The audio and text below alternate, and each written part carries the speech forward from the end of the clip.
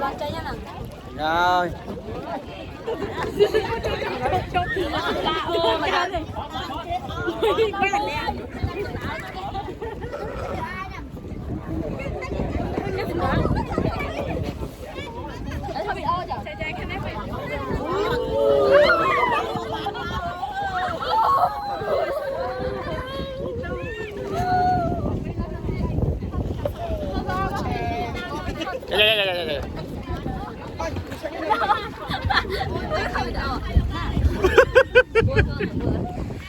Chui thôi đi quá.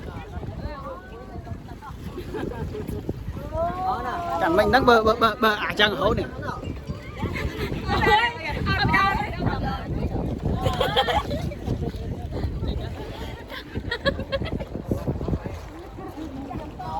Ít thở này hay trong